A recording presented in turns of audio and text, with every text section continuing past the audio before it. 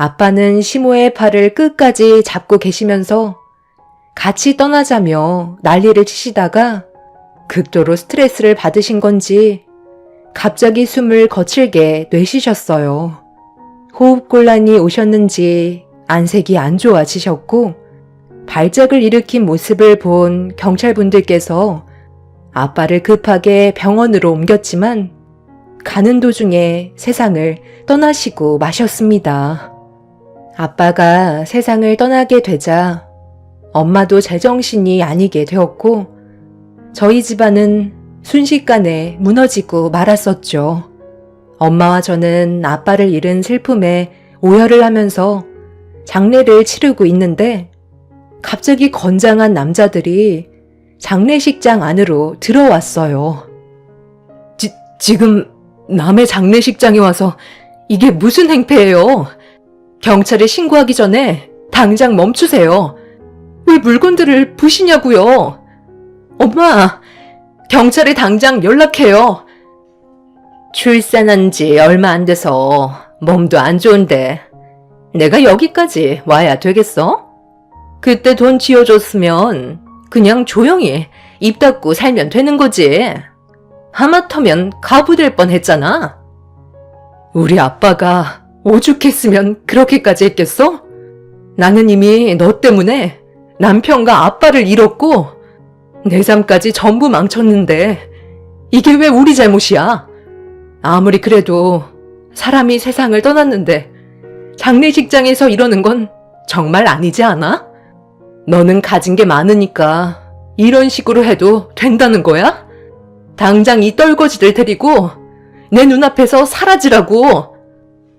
한 번만 더 내 눈에 거슬리는 행동을 한다면 그땐 너도 그렇고 네가 지키려던 자식까지 전부 다 세상 빛을 못 보게 할 줄 알아. 알겠어? 상간녀는 저에게 마지막 경고라면서 건장한 남자들을 시켜서 아빠의 장례식장의 물건을 전부 다 던지고 부순 뒤 돌아갔어요. 엄마는 상간녀의 행동을 보고 충격을 받으셨는지 넋이 나간 얼굴로 눈물을 흘리시며 훼손이 된 영정 사진을 끌어안으셨습니다. 엄마는 그날 이후 정신에 문제가 생기셨는지 정상적인 생활을 하지 못하셨고 제가 모든 걸 짊어져야만 했어요. 식당 사장님의 도움이 없었다면 힘든 삶을 버티지 못하고 포기할 뻔했지만 저희 가족을 많이 도와주셔서 힘들게 버틸 수 있었고 어느 정도 시간이 지나면서 엄마도 다시 정상으로 돌아오실 수 있었습니다. 어느 정도 삶의 안정을 찾게 된 이후 저희 식구는 다른 지역으로 이사를 갔어요. 안 좋은 기억들이 많은 곳에서의 생활은 좀처럼 좋아질 수 없었기 때문에 새로운 지역에서 새 출발하기로 결정하게 되었었죠. 그렇게 엄마와 함께 제 딸을 키우며 정신없이 살아오다 보니 이사도 수십 번 하게 되었고 상황에 맞게 최선을 다해 살아왔었어요.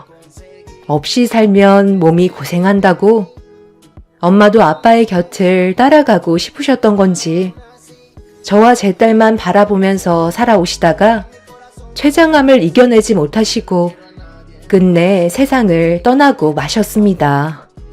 결국 저는 딸과 단둘이 이 험한 세상을 살아가야만 했고 무럭무럭 자라는 딸을 위해 앞만 보며 달려왔었습니다. 그렇게 과거의 아픈 기억들을 뒤로한 채 눈앞에 보이는 딸의 인생은 꼭 성공시키고 싶어서 모든 걸 쏟아 부었고 그런 희생을 딸도 알았는지 제 희생이 헛되지 않게 열심히 노력했어요. 그리고 그 결과 딸은 의사가 될 수 있었고 열심히 노력한 결과 딸이 성공한 모습을 보니 더 이상 바랄 게 없었어요. 앞만 보며 달려오다 보니 어느새 제 나이는 60이 되어버렸고 딸도 30대 중반을 넘어가게 되었죠.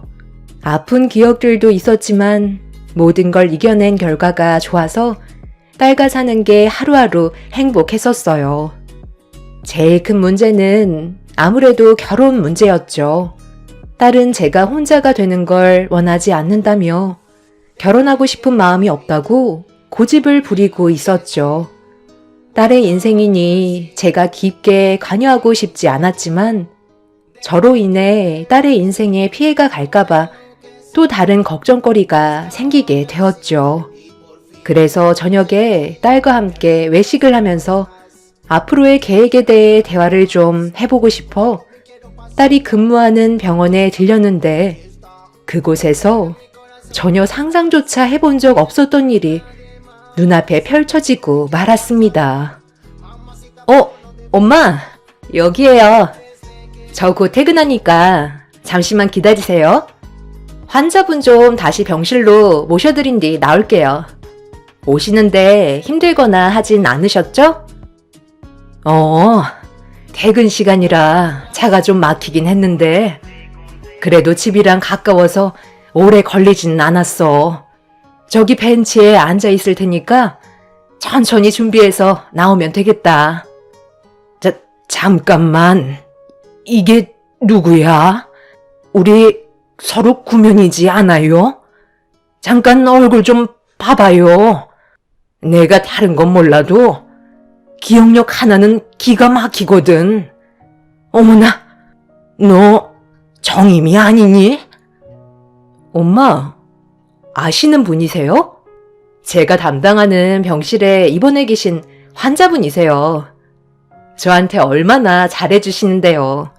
지금 위암으로 고생 중이시긴 한데 그래도 노력하시면 좋은 결과가 올 수 있다는 희망 하나로 지금까지 이겨내고 계시거든요. 그런데 어떻게 서로 알고 계신 거예요? 저한테도 얘기 좀 해주세요. 그럼 우리 친절한 의사 선생님이 정임이 딸이라는 거야? 아니, 살다 보니 이런 일도 다 생기네. 내가 그동안 인생을 헛살지 않은 것 같다. 의사 선생, 내가 친할미야. 어쩐지 정이가고 누구랑 많이 닮았다 했는데 내 아들과도 아주 빼다 박았구만. 좀 있다가 내 아들 온다고 했으니까 얼굴이나 좀 보고 가지 그래. 살다 보니 정말 별일 다 겪네요. 2번 다시 보고 싶지 않았는데 어떻게 여기서 만날 수가 있죠? 쓸데없는 일 만들지 말고 그만 돌아가시죠. 선아야, 여기서 병실까지 너 말고 다른 사람 시키면 안 되니? 우리는 저 사람과 마주치면 안 되는 사이거든. 엄마가 예전에 아픈 과거에 대해 얘기해 준 적 있지? 제 말이 끝나는 순간 딸은 사색이 된 얼굴로 휠체어에서 손을 뗐어요. 그리고 천천히 뒷걸음질 치더니 제 옆으로 다가왔죠. 전시모는 살짝 당황한 얼굴로 어색한 분위기를 풀기 위해 웃으면서 대화를 이어나가려 했지만 저는 시모의 말을 듣고 싶지 않아 딸의 손을 잡고 몸을 돌렸습니다. 그러자 시모가 저와 딸을 다급하게 부르더니 갑자기 울먹이기 시작했어요. 그리곤 과거에 안 좋았던 기억들 때문에 그런 거면 용서해달라면서 지난 일로 얼굴을 붉히지 말라며 애원하셨습니다. 이제 와서 갑자기 용서를 해달라고요? 세상 떠날 때 됐으니까 좋게 마무리하고 떠나고 싶으신가 봐요. 저는 아직도 가끔씩 그때의 기억들이 꿈에 나와서 저를 괴롭히고 있다고요. 당신과 그놈이 저에게 얼마나 큰 상처를 줬는지 알면서 어떻게 용서라는 말이 나와요? 저희 인생에 그만 들어오시죠. 이미 30년이 훨씬 지난 일들이고 지금은 상황이 많이 바뀌었다고요. 당신이 아무리 나한테 용서를 구한다고 해도 저는 받아줄 생각 없어요. 나도 그때 당시 왜 그랬는지 모르겠다. 세월이 흐른 만큼 과거의 일들을 후회하면서 살고 있었고 너를 언젠가 만나게 되면 미안했다는 말을 꼭 하고 싶었다. 그러니까 지금 저분이 예전에 엄마의 시어머니였다는 말이에요? 과거에 외할아버지도 돌아가시게 만들고 저희 가족을 한꺼번에 무너뜨렸던 사람이라고 했잖아요. 그리고 제가 엄마 뱃속에 있었을 때 친할머니가 딸이라고 시술을 하려는 거 엄마가 끝까지 지켰었다면서요. 제가 저희 엄마한테 과거에 힘들었던 일들을 전부 다 들었거든요. 그건 그냥 과거일 뿐이야. 어찌됐든 지금은 건강하게 잘 살고 있잖아. 그때 당시 남아 선호 사상이 워낙 강해서 그런 일들은 아주 흔한 일이었다. 저는 당신이랑 조금의 말도 섞고 싶지 않으니까 괜히 저희와 엮일 생각 하지 마세요. 선아야, 네가 담당하고 있는 환자면 다른 의사로 바꾸는 게 좋을 것 같다. 어머니, 왜 밖에 나와 계세요? 제가 금방 온다고 했었잖아요. 아직 저녁 날씨는 쌀쌀하다고요. 이제 그만 병실로 들어가는 게 좋겠어요. 그런데 무슨 일 있으셨어요? 안색이 너무 안 좋으신데요. 고개를 돌려보라고요? 아니, 당신이 여기는 어떻게? 어머니, 갑자기 이게 무슨 상황인 거예요? 왜 저 사람이 여기 있는 거냐고요? 시모는 전 남편에게 좀 전에 있었던 일들에 대해 전부 다 설명을 하자 전 남편은 그동안 알고 지냈던 담당 의사인 제 딸이 자기 친딸이었다는 거에 엄청난 충격을 받은 상태였어요. 전 남편이 자기 핏줄인 딸에게 다가가자 제 딸은 뒷걸음질 쳤고 저희는 일단 그 상황을 벗어나려고 몸을 돌렸는데 전 남편이 제 앞을 가로막으면서 다짜고짜 무릎부터 꿇었어요. 그리곤 제 바지를 잡고 놓아주지 않고 있었죠. 남편의 눈빛은 저를 절대로 놓치지 않겠다는 결심이 보였습니다. 내가 당신을 그동안 얼마나 찾아다녔는지 알아? 나도 피해자라고. 그 사람들이 우리 집안을 무너뜨리게 만들어서 집안 꼴이 말이 아니었었어. IMF로 집안의 위기가 찾아왔었고 그 집안에도 회복하기가 힘들 만큼 경제적인 손해가 막대했었는데 그때 가족이라는 명분 때문에 도와주다가 우리까지 막대한 피해를 입었다고. 결국 그 집안 식구들도 빈털터리가 돼서 길거리에 나앉을 위기까지 오고 말았었지. 그때부터 그 사람이랑 하루도 빠짐없이 싸웠고 아들까지 뺏긴 채 결국 서로에게 너무 큰 피해만 주는 것 같아 이혼을 결정했어. 그때부터 나는 부모님과 함께 살았었는데 계속 당신이 그리운 거야. 그래서 예전에 일하던 식당에도 찾아가 봤지만 이사를 했다는 소식만 듣고 더 이상 찾을 수 있는 방법이 없어 지금까지 혼자인 몸으로 살아왔던 거야. 당신이 떠나간 후에야 내가 잘못한 걸 알게 됐지만 그땐 이미 후회도 늦었다는 걸 알 수 있었어. 우리 아버지는 막대한 빚을 갚기 위해 막노동에 뛰어들다가 현장 사고로 세상을 떠나셨고 나는 어머니와 함께 지금까지 이 악물고 버티면서 살아왔었는데 한번 무너진 가정은 쉽게 회복이 안 되더라고. 보다시피 지금 나도 하루하루 힘들게 일당직 하면서 어머니와 삶을 연맹하고 있는 중이야. 병원비도 몇 달치나 밀려 있어서 이제는 어떻게 해야 할지 모르겠어. 어머니 병만 괜찮아진다면 순 좀 쉴 수 있을 것 같은데 사람 일이라는 게 쉽게 바뀌지가 않잖아. 그런데 여기서 당신을 만나게 될 줄 몰랐고 우리 딸이 어머니 담당 의사였다는 게 너무 놀라워. 그래서 뭘 바라시는 건데요?